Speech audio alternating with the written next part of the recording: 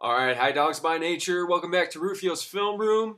And today I'm going to be looking at what I think is quickly becoming our staple run, our best run, and the run that we run a lot in key situations, and that is the inside zone running play.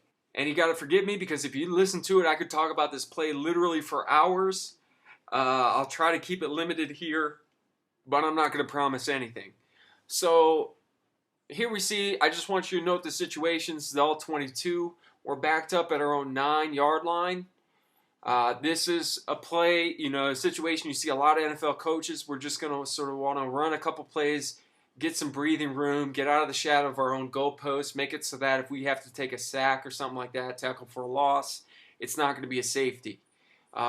So we're going to run a simple play here. It's the play we go to. I think it's, our go-to run, our staple run.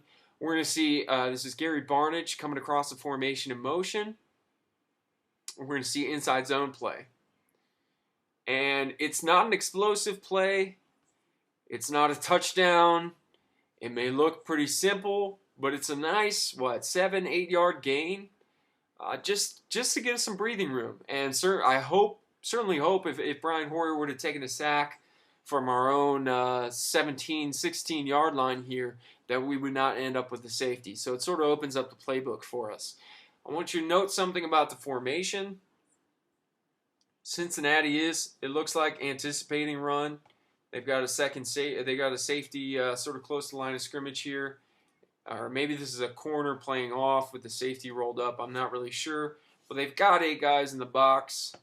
And we're going to see something we've seen a lot this year. I saw it a lot in Coach Rob Shazinski's film last year from the Carolina Panthers. And we've seen it from Chud in his previous stop in Cleveland, and that's motioning a tight end. We're going to see this quite a bit, and the reason that we do it is to sort of mess with the defense. The defense is going to set the formation, what they call the passing strength of the offense, based on the tight end side. Okay, they've got a set of rules for passing strength. Usually, if there's a tight end in the game, it's the tight end side of the field. Well, here we've got 2 tight ends in the game and 1 wide receiver. And so with both tight ends on the same side, you can pretty much rest assured the defense is calling strength right here. Strength defense is right, offense is left. With the motion, however, now we have a balanced box, 1 tight end to a side, and the receiver down here to the left. That would switch your strength to the defense's left, offense's right. So with just a 1-player swap, we've changed the strength of the formation. Now, oftentimes you'll see a big shift out of defense in this situation. Sometimes you'll see players swapping spots. We've seen our safeties, sort of one rolls back, the other rolls forward. Here, Cincinnati is just going to bump their linebackers down. And I'll play this through, and we're going to get to the end zone angle, which I think is going to show that a lot better. So watch here, we've got Barnidge and Cameron on the left side. They're going to motion Barnidge across, and Cincinnati's linebackers just all sort of bump over to the right a little bit. Okay? So as I mentioned, this is the inside zone play. I'm going to roll this forward here. We're just going to watch it real time. Not a huge play, not explosive, but it's getting us, again, out of the shadow of our own goalpost. With the zone play, something you're going to want to do a lot as an offense is be able to get double teams on the linemen and then get up to the second level off of those double teams. So I'm going to work right to left here. This is called the play side, the right side. That's the side the run starts going to, right? All the line steps that way. The running back opens that way. The right side here is going to be the play side. Left side is going to be the back side. So we're going to start with the play side tight end. That's Barnidge. He and Mitchell Schwartz are sort of working this defensive lineman here up to this linebacker. I believe that's James Harrison on the second level. Now, as you can see, as soon as Hoyer goes to hand this off, Harrison is flowing hard to the play side. Okay, so Barnidge wants to make sure that this defensive end is also not flowing play side. So he's got his arm out. He sees Schwartz safely making contact here, getting up to reach this defensive end, and Barnidge is going to go hunt out the linebacker. Which, he doesn't blow him up, but he gets his hands on him. He keeps him wide, and that keeps him way far out away from the play. And that's what you want. Schwartz is going to reach this defensive end here and then just try to drive him. And he doesn't able to drive him, but since that defensive lineman sort of wants to go outside, Schwartz is able to turn him, which is almost as good. And if Schwartz can get his butt out of the hole here, he can just sort of keep running downhill. That's a fine job by Schwartz. Not terrible, not great. It'll do the trick. Next, we have O'Neal Cousins and Alex Mack. They're going to be double teaming the nose tackle here up to this linebacker here. Cousins and Mack both step play side. And you're going to see Cousins sort of bump here with the shoulder. That's great. He's just making sure there's no penetration by this nose tackle between him and Mack. That's what you want. And now he's free to go get this linebacker on the second level. I'm not entirely sure why Cousins tries to cut this guy. That's typically a technique you see on the back side of plays, not the play side. And you would think a man as big as O'Neal Cousins would be able to take this linebacker for a ride out and just push him downhill instead of having to just sort of try to go for his knees. But again, not great job. It's effective. He gets him on the ground. He cuts him down. That linebacker is not going to be able to go pursue McGahee wherever the play ends up. So not a terrible job by Cousins, not a great job either. But you're going to notice, even though Cousins is moving to the right the whole time, he's going to be able to cut off this penetration by the nose tackle, which is a very good job by Cousins. So you notice his backside foot is right inside these hashes to begin the play. And he's going to basically move this to the right the entire time.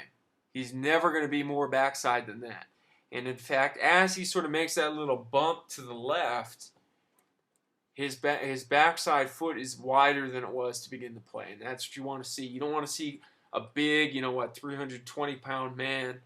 That's maybe being a little generous to Cousins. But you don't want to see him try to redirect inside, move left, and then move right again. You want to see him basically going right the whole time.